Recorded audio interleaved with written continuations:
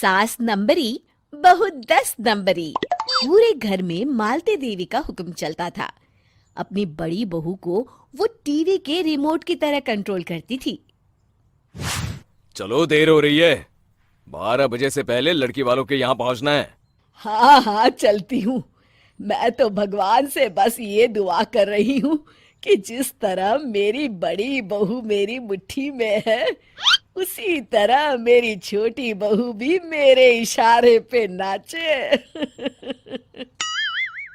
अरे भगवान, भला इस घर में किसकी हिम्मत है जो तुम्हारे खिलाफ जाने की हिमाकत करे।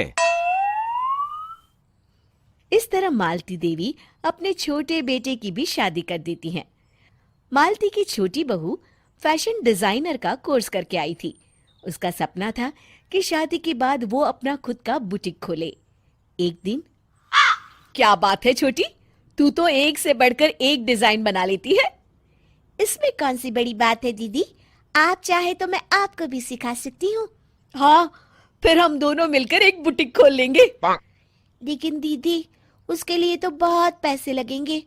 हाँ तो क्या हुआ, पैसे माँ जी से ले लेंगे। हाँ हाँ, मेरे पास तो पैसों का पेड़ है ना, तोड़ के तुम दोनों को दे दूंगी। मेरी एक बात अच्छी तरह समझ लो, मैं तुम दोनों को एक ढेला भी नहीं देने वाली। बड़ी आई बुटीक खोलने वाली। ये आप क्या कह रही हैं माँ जी? आप हमारी मदद नहीं करेंगी तो कौन करेगा? अरे अगर बुटीक खोलने का इतना ही शौक है तो अपने माँ बाप से पैसे क्यों नहीं मांग लेती? मेरे पैसों पर क्यों आंख गड़ाए बैठी हो तुम दोनों? इस तरह अपने इरादे स्पष्ट करके मालती देवी वहां से चली जाती है। अरे ये क्या दीदी, माँ जी तो साफ मुकर गई। अब हम क्या करेंगे? तू चिंता मत कर, बुटीक तो खुल के ही रहेगा। कहते हैं कि घी जब सीधी उंगली से नहीं निकलता तो उसे उंगली टेढ़ी करके निकालना चाहिए। माँ जी अपने आप को समझती क्या है? पूरी सोसाइटी जानती है कि माँ जी ने अपनी सास को घर से निकालकर उनकी दौलत पर कब्जा कर लिया है। हाँ दीदी, अब तो जैसे को तैसा करना पड़ेगा। फिर दोनों बहुएं मिलकर एक साजिश रचती हैं। एक दिन, आप सभी से निवेदन है कि वीडियो को ज्यादा से ज्यादा लाइक, शेयर एंड सब्सक्राइब करें। धन्यवाद। अरे नालायक, जरा ठीक तरह से पैर दबा, बिल्कुल मजा नहीं आ रहा। खाने पीने में तो कोई कसर नहीं छोड़ती। तभी वहां बड़ी बहू हाथ में एक फॉर्म लेकर आती है। माँ जी, आपके लिए एक खुशखबरी है। सरकार सभी बुजुर्गों को हर महीने 10,000 रुपये पेंशन देने वाली है। अरे ये क्या कह रही है तू? क्या सच में मुझे हर महीने घर बैठे 10,000 रुपये मिलेंगे?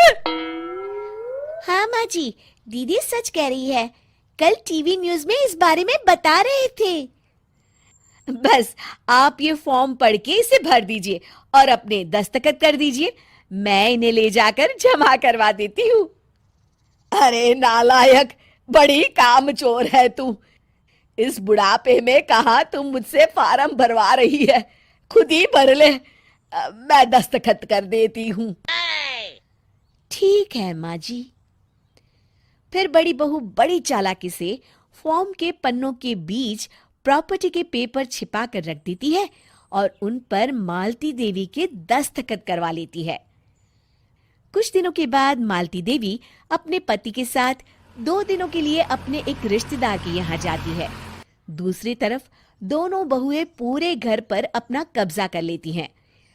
मालती देवी जब अपने रिश्तेदार के यहाँ से लौटती हैं, तब अपने कमरे में ताला लगा देख आग बबूला हो जाती है। अरे नालायको, मेरे कमरे में इतना बड़ा ताला किसने लगाया है? माँ जी, ये कमरा तो मैंने अपने बेटे रोहन को दे दिया है और आज से आप बाहर कोने में जो छोटा कमरा बना है ना, वहां रहेंगी। अच्छा, मैं उस सड़ेले कमरे में रहूंगी है? तेरी ये कहने की हिम्मत भी कैसे हुई? और मेरी इजाजत के बिना मेरा कमरा देने वाली तू होती कौन है? लगता है तू भूल गई इस घर की मालकिन मैं हूं। तभी वहां छोटी बहू आती है। अरे माँ जी, आप इस घर की मालकिन नहीं है। अब इस घर की नई मालकिन हम दोनों बहुएं हैं। ये देखिए, इन प्रॉपर्टी के पेपर पर आप ही के दस्तखत है। अरे भाग्यवान, ये तुमने क्या कर दिया? दस्तखत करने से पहले एक बार ठीक से पढ़ तो लेती। अरे लेकिन मेरी बहुएं मेरे साथ ऐसा कैसे कर सकती है? अरे तो इसमें कौन सी अचरज की बात है? तुमने भी तो अपनी सास को घर से बाहर निकाल दिया था।